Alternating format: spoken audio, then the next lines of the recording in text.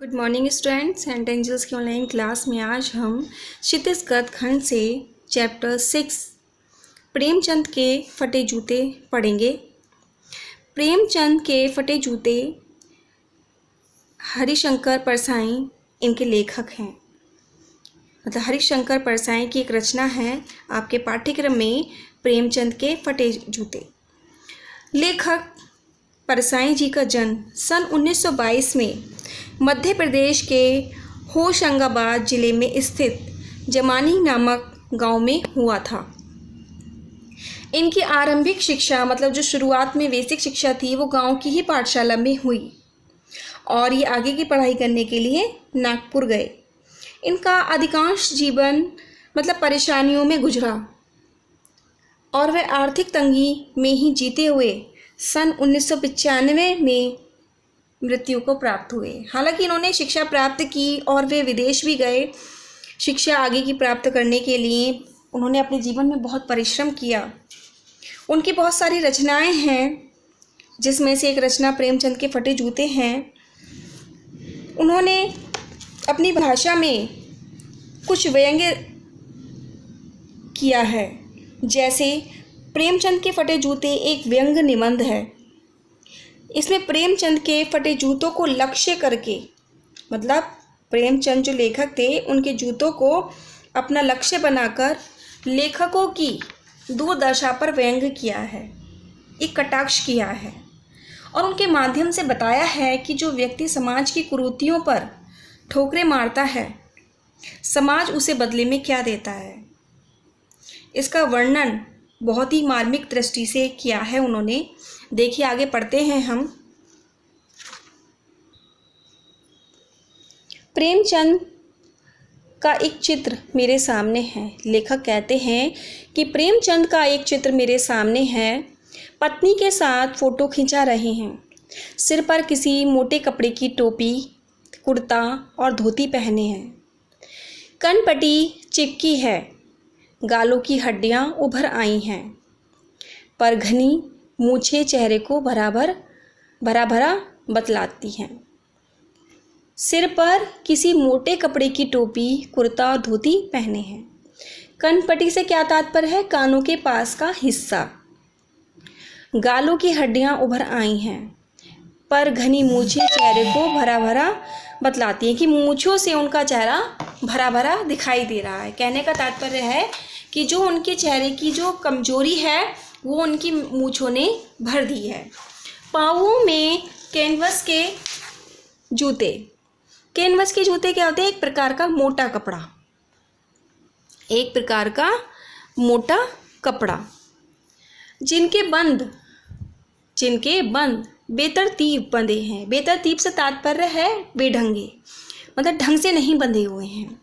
लापरवाही से उपयोग करने पर बंद के सिरों पर की लोहे की पतरी निकल जाती है और छेदों में बंद डालने में परेशानी होती है। तब बंद कैसे भी कस लिए जाते हैं। दाहिने पांव का जूता ठीक है, दाहिने पांव का जूता ठीक है, मगर बाएं जूते में बड़ा छेद हो गया है जिसमें से उंगली बाहर निकल आई है, जिसमें से उंगली बाहर निकल आई है। मेरी दृष्टि इस जूते पर अटक गई है। लेखक कहते हैं कि मेरी जो नज़र है उस जूते पर अटक गई है। सोचता हूँ फ़ोटो खिंचाने की अगर यह पोशाक है तो पहनने की कैसी होगी। नहीं, इस आदमी को अलग अलग पोशाकें नहीं होंगी। इस आदमी के पास अलग अलग पोशाकें नहीं होंगी। इसमें पोशाकें बदलने का गुण नहीं है, या फिर पोशाकें बदलने का गुण नहीं है। वे अपने मतलब दिमाग से ये बात सोच रहे हैं, या तो इसके पास कपड़े नहीं हैं या फिर इससे बदलने का गुण नहीं है।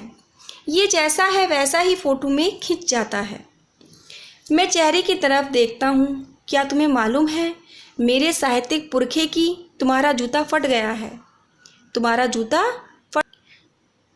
पुरखे से तात्पर्य है किसे कहा गया है? पूर्वज के लिए, कि हे साहित्यिक पूर्वज तुम्हारा जूता फट गया है और उंगली बाहर दिख रही है। क्या तुम्हें इसका जरा भी एहसास नहीं है? जरा लज्जा, संकोच या झेप नहीं है? कहने का तात्पर्य यह है कि तुम्हारा जूता फट रहा है, तुम्हें जरा सी भी शर्म नहीं है। क्या तुम इतना भी नहीं जानते कि धोती को थोड़ा नीचे खींच लेने से अंगुली ढक सकती थी, मगर फिर भी तुम्हारे चेहरे पर बड़ी बेपरवाही, बड़ा विश्वास है। मतलब तुम्हारे चेहरे पर इतना विश्वास क्यों है?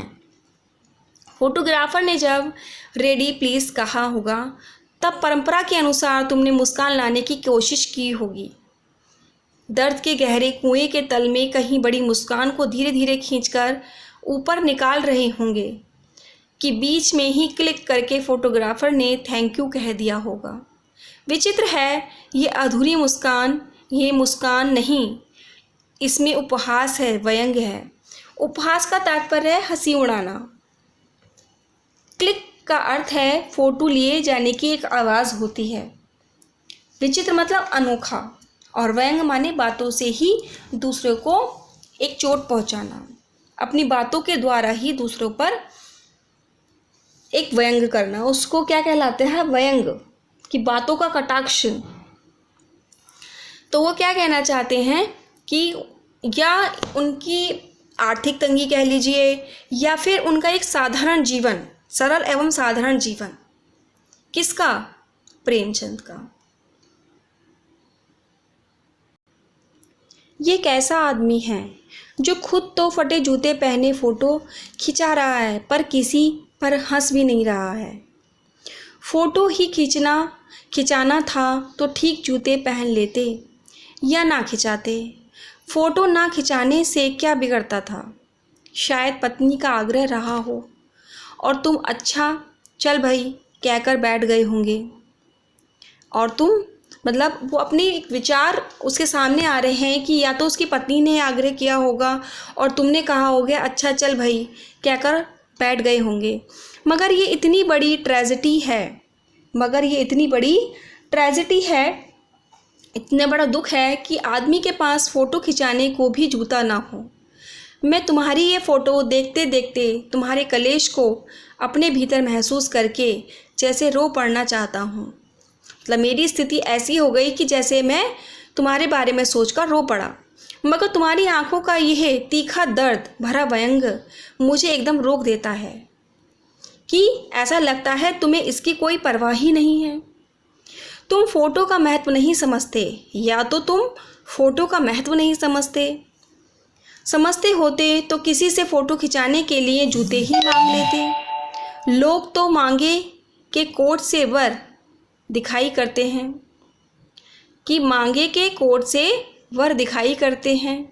और मांगे की मोटर से बारात निकालते हैं। कहने का तात्पर्य यह है कि मांगी हुई चीज़ों से शादी ही कर लेते हैं और बारात भी कर लेते हैं। फ़ोटो खिंचाने के लिए तो बीवी तक मांग ली जाती है। तुमसे जूते ही मंगाते नहीं बने। तुम फ़ोटो का महत्व नहीं जानते। लोग तो इत्र चुपड़कर फ़ोटो खिंचाते हैं जिससे फ़ोटो में खुशबू आ जाए। गंदे से गंदे आदमी की फ़ोटो भी खुशबू देती है। वो उन पर एक व्यंग कर रहे हैं कि इतना सब कुछ होते हुए भी तुमसे या तो जूते अच्छे से नहीं पहने गए या तुमने किसी और से क्यों नहीं मांगे। कहने का तात्पर्य यह है कि लेखक के सामने प्रेमचंद और उनकी पत्नी का एक चित्र है। प्रेमचंद कुर्ता धोती पहने हुए हैं, सिर पर एक टोपी है, गालों की हड्डियां उभर आई हैं और उनकी जो कमजोरी है वो चेहरे पर उनकी मूंछों से ढकी हुई है, इसलिए वे बेतरतीब बंधे हैं। उनके जो जूते के जो फीते हैं वे बेढंग तरीके से बंधे हुए हैं। बाएं जूते में एक बड़ा छेद है जिससे ये उंगली बाहर निकली हुई है। लेखक की चिंता है, नेक्स्ट पैराग्राफ में लेखक चिंता व्यक्त कर रहे हैं अपनी कि प्रेमचंद के फटे जूते देखकर लेखक में चिंता में पड़ गया है। अगर फ़ोटो खिंचाते समय पोशाक का ये हाल है तो वास्तविक जीवन में क्या पहनते होंगे। परंतु फिर विचार आया कि प्रेमचंद अंदर बाहर की अलग अलग पोशाक शायद नहीं रखते हों, एक सी पोशाक पहनते हों। लेखक सोचने लगा कि प्रेमचंद हमारे साहित्यिक पुरखे हैं। मतलब साहित्यिक पुरखे से तात्पर्य है कि वो बहुत ही प्रसिद्ध मतलब हमारे पूर्वजों में जाने जाते हैं, फिर भी उन्हें अपने फटे जूते का जरा भी एहसास नहीं है। उनके चेहरे पर बड़ी बेपरवाही मतलब और विश्वास है। उनके अंदर तनिक भी ये एहसास नहीं है कि मैं इन कपड़ों में बुरा लगूंगा या फटे जूतों में बुरा लगूंगा। फोटो में व्यंग भरी हंसी लेखक के द्वारा की जाती है। देखिए, हैरानी की बात यह है कि फोटो में भी प्रेमचंद के चेहरे पर एक व्यंग भरी हंसी है। लेखक सोचता है कि प्रेमचंद ने फटे जूतों में फोटो खिंचाने से मना क्यों नहीं किया। फिर लगा कि शायद पत्नी का आग्रह रहा होगा। लेखक प्रेमचंद के दुख को देखकर रोना आ जाता है। यह रोना चाहता है, किंतु प्रेमचंद की जो आंखों का दर्द है वो उसे रोक लेता है। लेखक सोचता है कि लोग फोटो खिंचवाने के लिए कपड़े, जूते, क्या बीवी तक मांग लेते हैं, पूरी शादी कर लेते हैं मांगी हुई चीज़ों में। फिर प्रेमचंद ने ऐसा क्यों नहीं किया? क्या कारण रहा होगा? आजकल तो लोग इत्र लगाकर मतलब परफ्यूम भी मांग लेते हैं ताकि फ़ोटो में सुगंध आए। गंदे आदमियों की फ़ोटो भी खुशबूदार होती है। लेखक को प्रेमचंद का फटा जूता देखकर बड़ी अंदर से ग्लानि महसूस होती है।